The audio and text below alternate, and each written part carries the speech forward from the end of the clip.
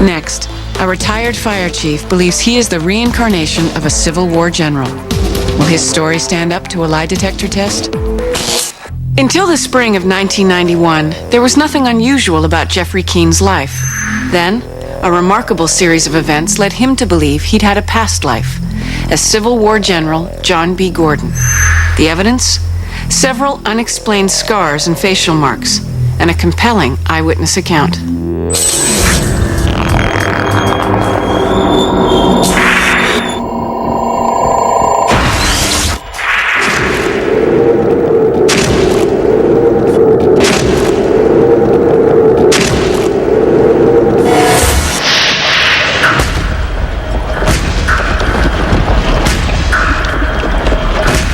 In May 1991, Jeffrey Keene and his wife Anna were antique hunting in Maryland when he felt drawn to pay a visit to a Civil War battlefield. I had never read a book on the Civil War or a magazine or anything. I'd seen a few of the Ken Burns series that came out on PBS and was very impressed with them. The Battle of Antietam claimed the lives of more than 7,000 men in a single day of fighting. While Jeffrey was eager to see the site, his wife had soon had enough. Jeffrey saw some things and he said, "Let me go explore and you can sit in the car." And he disappeared on me. And never really discussed anything when he came back. I wandered over to the sunken road alone, and all of a sudden I was struck with an anxiety reaction. I couldn't breathe. I started crying. I thought maybe I was having a heart attack. I didn't have any pain, just a mass of different emotions all traveling through me. So after a while, the feeling subsided a little bit. I can't tell you to this day whether I stood in this spot here for 5 minutes, 10 minutes, or half an hour. But I know when I got up out of the road, I felt like I had run a marathon. Went back to the car. I didn't tell my wife anything because I didn't want to disturb her, and how was I going to explain it to her? I didn't understand it myself. I think Jeffrey didn't talk about it because he didn't know how I would react. And I think he had to put it all together in his own mind. The first clue to what had happened would come 18 months later. At a friend's Halloween party, Jeffrey got a reading from a psychic. She asked me if I believed in reincarnation. And I said, yes, and she said, well, there's kind of a question mark there. And I explained to her about down at the sunken road. And she's nodding her head, and she's saying, yes, that's because you died there.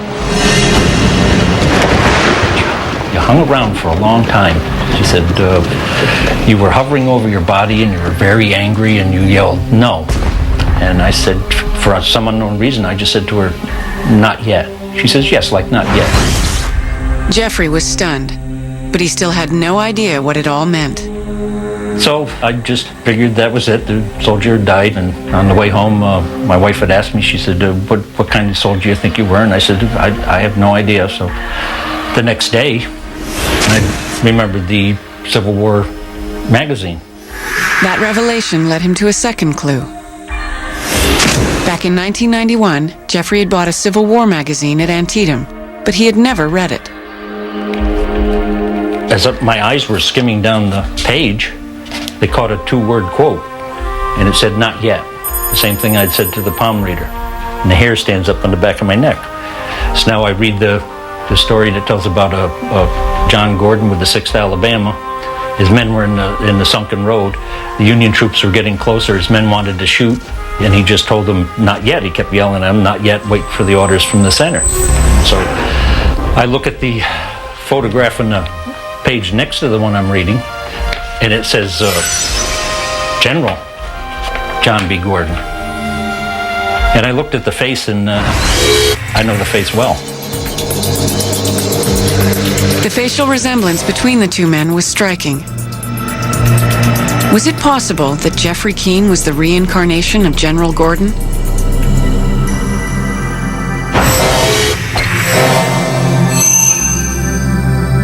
There was a period for a week or two where you start maybe questioning your own sanity, or you're just imagining things.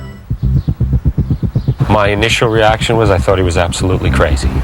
The whole idea of reincarnation is not something I'm familiar with, not a part of my belief system, not something what you would associate with your average firefighter.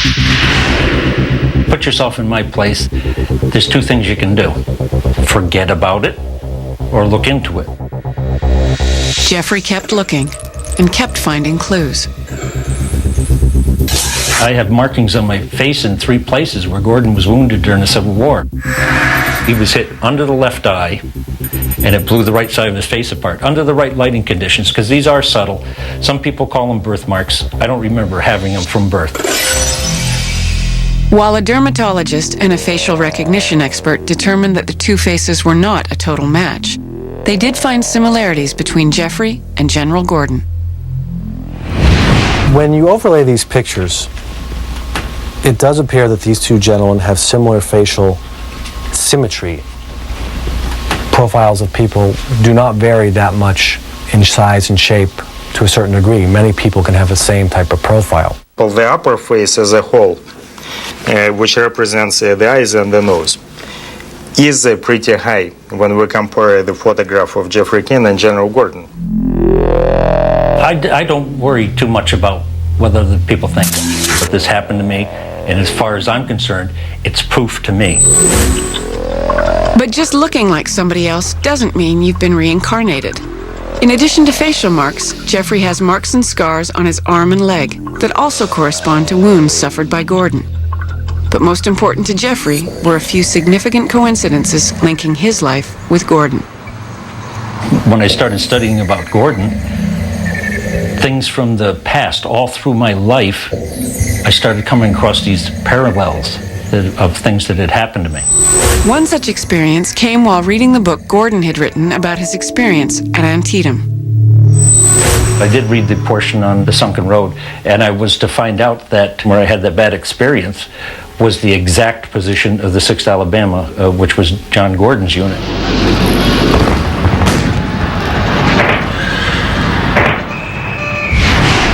Perhaps the most convincing piece of evidence came with a parallel experience that happened the night Jeffrey turned 30.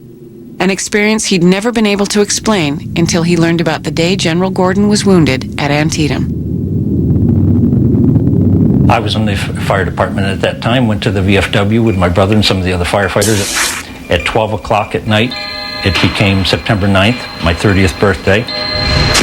And when we were leaving, I got such a horrendous pain in my jaw and down into my neck and everything that I told my brother to get me to the hospital.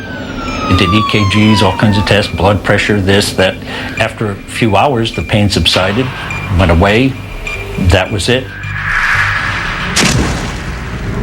We obtained records from Jeffrey's visit to Norwalk Hospital on September 9th, 1977. And the doctor's report confirmed Jeffrey's story. Gordon was born in 1832. The Battle of Antietam was fought in 1862. He was 30 years old when he was shot through the face. So here I ended up in the hospital on my 30th birthday with pains that mimicked the worst wound that Gordon received at Antietam when he was 30 years old. For Jeffrey, it was the final proof that he had been General John B. Gordon in a previous life.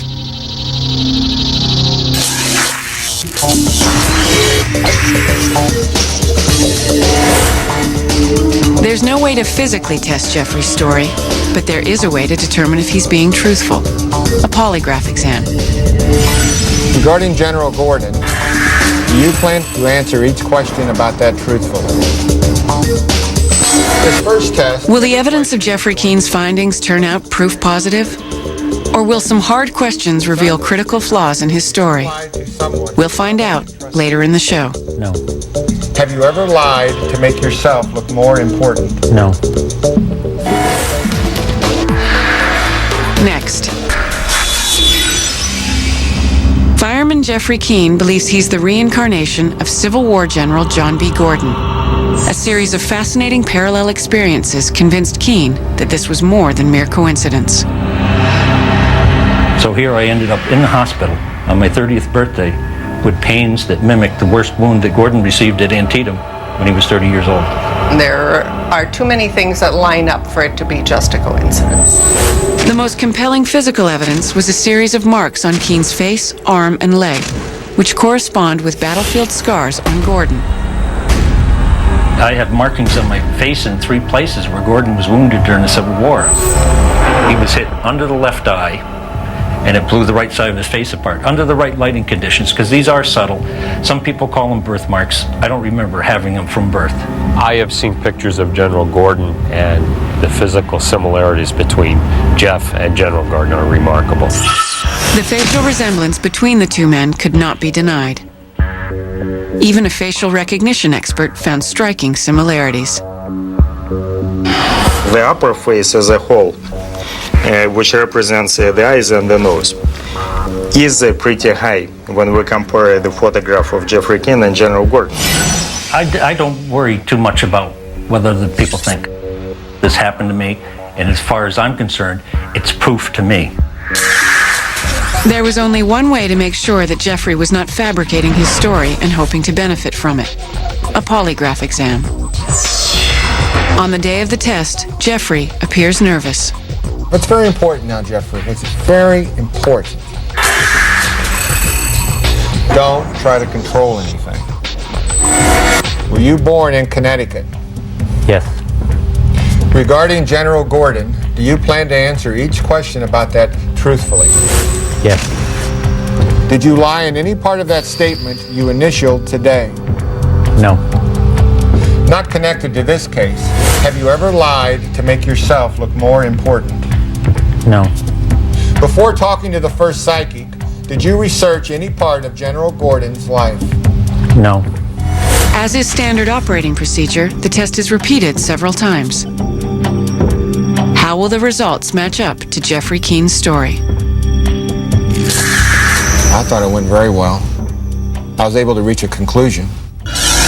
The results of the polygraph test today regarding Mr. Keene is that he passed the test. He believes that in a past life he has been General Gordon. I don't need any proof myself anymore, and it's just evidence to put out there for other people. Jeffrey Keene passing a polygraph alone is convincing. But then there's also the body scars and the facial similarities, which are too striking to ignore. In addition, there's Jeffrey's emotional experience on the sunken road, and the parallel events linking Keene and General Gordon on the night of Jeffrey's 30th birthday. The combined evidence goes well beyond coincidence. For now, the case of Jeffrey Keene is proof positive.